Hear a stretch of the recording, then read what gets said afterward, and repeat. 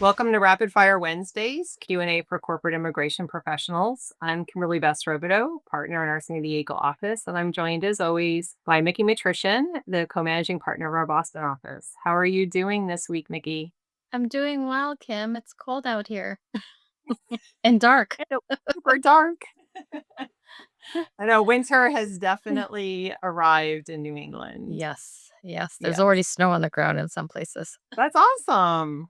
Right. So let's dig into our Rapid Fire Wednesday. And this week actually brings several major immigration developments, and we'll cover several items. So the first thing is USCIS's pause on all benefit decisions for individuals from certain countries considered by this administration as high risk countries.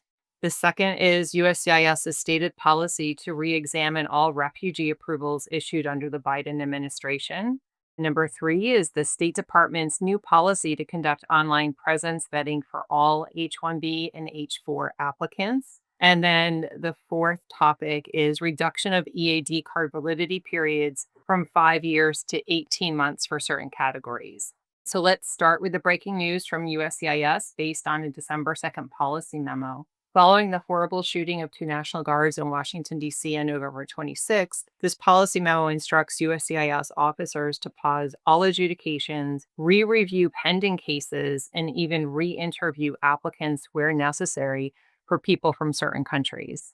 Right. And that doesn't just cover asylum cases. So it appears that the pause is intended to apply to nearly all benefit requests, including Form I 129 for H 1Bs, I 140 immigrant petitions, I 539 extensions, changes of status, employment authorization document applications, and travel documents, as well as I 485 adjustments, I 90 renewal of green card, and I 751 removal of conditions, among other case types. So, as we mentioned in last week's Rapid Fire Wednesday, USCIS's memo is directed to individuals from the 19 countries on the travel ban from June 2025.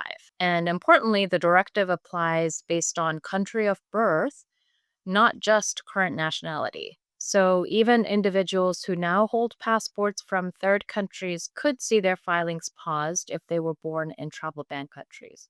The pause applies to final decisions, essentially approvals and denials of all form types, as well as the naturalization oath ceremonies for individuals from those countries, regardless of when the individual entered the US. And for anyone from those countries who entered after January 20th of 2021, USCIS indicated it will re-review approved cases.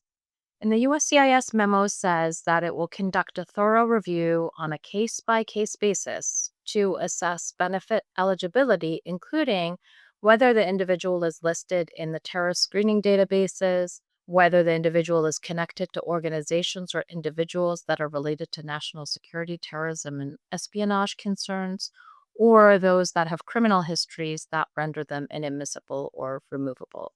The memo also pauses decisions for individuals unable to establish their identity, outlined in the January 20th executive order purportedly aimed to protect the U.S. from national security threats. And then the memo references its policy manual provision, which lists positive and negative discretionary factors. It indicates that within 90 days of this memo being issued, USCIS will prioritize a list for review, interview, and re interview and referral to ICE and other law enforcement agencies as appropriate. Exactly, and that's a lot to digest. So for employers, that means potential delays on pending H-1B extensions, change of status requests, and EAD card renewals if an employee was born in or is a national of one of the affected nations. So human resources and mobility professionals should flag impacted employees and prepare for longer processing times or temporary work interruptions.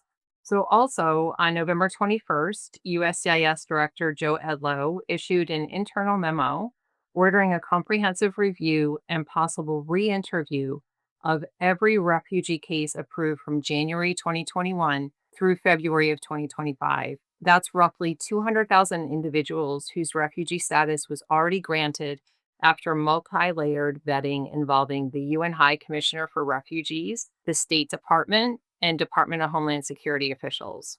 So the memo cites Executive Order 14163, titled Realigning the U.S. Refugee Admissions Program. It instructs USCIS to ensure that only refugees who can, quote, fully and appropriately assimilate remain eligible. So USCIS has 90 days to compile a priority list for re-interview and will coordinate with its Office of Policy and Strategy to issue further guidance. The memo also places an adjudicative hold on any and all I-45 adjustment of status applications filed by refugees or derivatives from that period of time. And those who already adjusted to lawful permanent residency are not exempt. They're subject to review as well. And so adjudicators are directed to reevaluate for any inadmissibility issues at the time of admission and determine whether any persecutor or terrorism bar issues may apply. Cases that are found to be ineligible at the time of admission may be terminated. This is an unprecedented look back.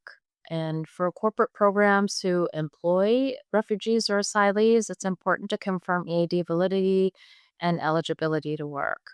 Yeah, and Miki, that's a good segue into another update from USCIS, which this time is on the EAD card validity. So on December 4th, USCIS announced it is reducing the maximum validity period for certain employment authorization documents from 5 years back down to 18 months.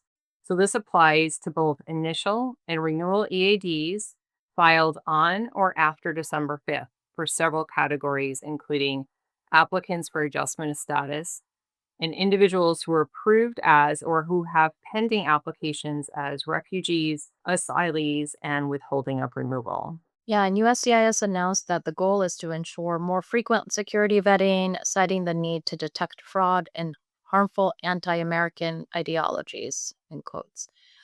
This new policy also harkens back to the November 26th shooting of National Guard members.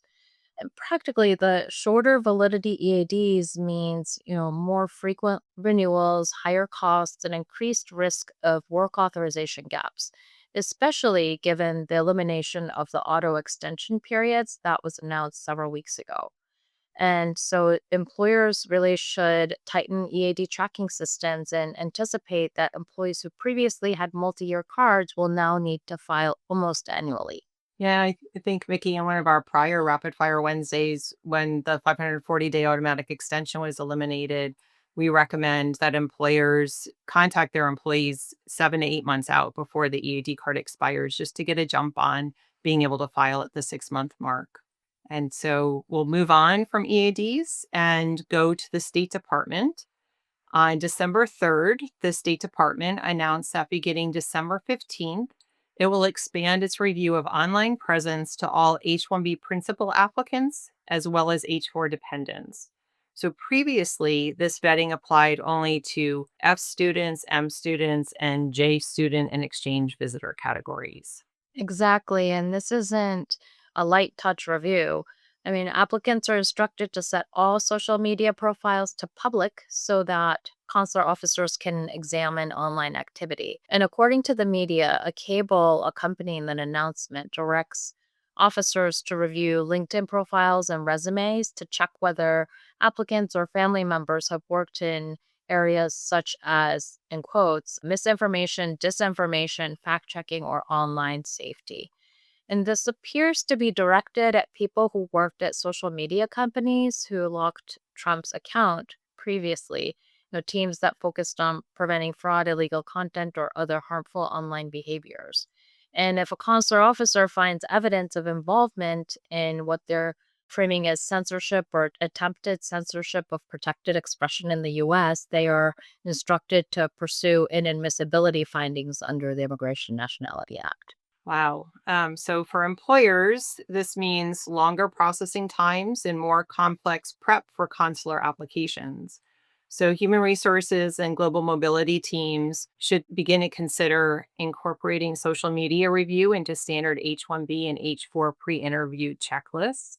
Ensure that an applicant's public content aligns with the information provided on the DS 160 and supporting documents. And then caution applicants against deleting or altering online content after filing applications. So, doing so may raise credibility or misrepresentation concerns. Great points. We recommend advising applicants to review profiles now for consistency. For example, employment history, titles, and dates, those should all match petition documents. And this expanded review could easily add weeks to consular processing for complex profiles. And, it seems like these changes signal a broader trend towards frequent revetting and national security based scrutiny across the agencies. So for HR and global mobility teams, now is really the time to communicate with employees and update tracking systems and coordinate with council on backup plans.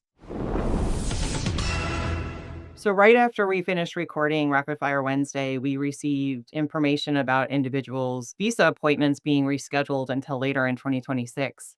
This news is literally unfolding in real time. We did not receive any type of advance notice from the administration, including the State Department.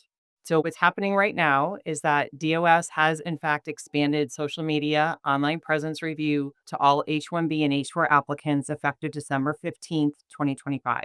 Multiple consulates have canceled mid December appointments and moved many to March 2026 or later.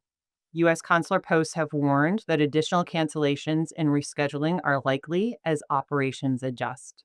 Reduced appointment capacity means fewer interviews per day and longer wait times across categories.